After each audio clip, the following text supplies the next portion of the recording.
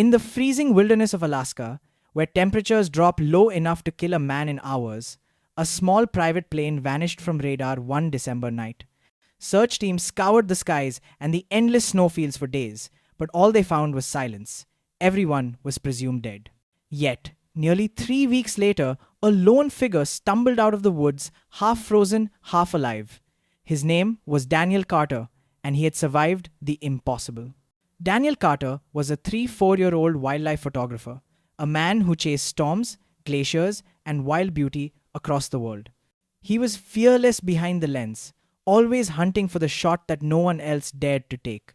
That winter, he'd planned a solo journey to a remote Alaskan village to capture the northern lights from a mountain ridge untouched by human footprints. The morning of the flight, the sky was deceptively calm, pale blue, cold, and still. The pilot, an older man named Rick, joked, "You sure about this trip, son? Alaska's got a way of testing people."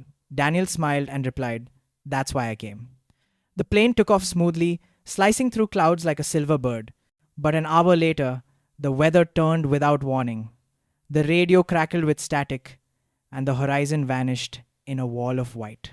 The pilot's calm voice trembled through the headset. "Hold on, we're losing altitude." The next few seconds were chaos. The wings dipped, alarms screamed, and Daniel's camera smashed against the cockpit wall. The world outside blurred into snow, wind, and fear. Then came the sound of metal tearing apart, the last thing he heard before everything went dark. When Daniel regained consciousness, silence surrounded him. The plane was torn in half, buried in snowdrifts. The pilot and 2 other passengers were motionless, their bodies stiff and pale. His right leg was bleeding, his fingers numb, and the cold sliced into his lungs like knives. He realized one horrifying truth: he was the only one left alive. The nearest town was more than 50 miles away, across endless forests and frozen rivers. But staying there meant certain death. So Daniel tore the seat covers for insulation, wrapped himself in fabric, and scavenged whatever he could: half a pack of granola bars, a lighter, and a broken compass. He said a quiet goodbye to the others, whispering, "I'll make it out for all of us." The first night, he built a fire beside the wreckage. The flames flickered weakly against the cold wind. Snow fell softly, burying the plane inch by inch. On the third night, his lighter stopped working. The temperature dropped below -30 degrees Celsius. Daniel began to hear voices, his mother's voice, his friends calling his name. He knew they weren't real, but they kept him walking. He moved through forests where even the trees seemed frozen in fear. He crossed icy rivers barefoot when his boots cracked apart. Hunger gnawed at him like an animal. He trapped snow hares with broken wire, melted snow in a tin cup for water.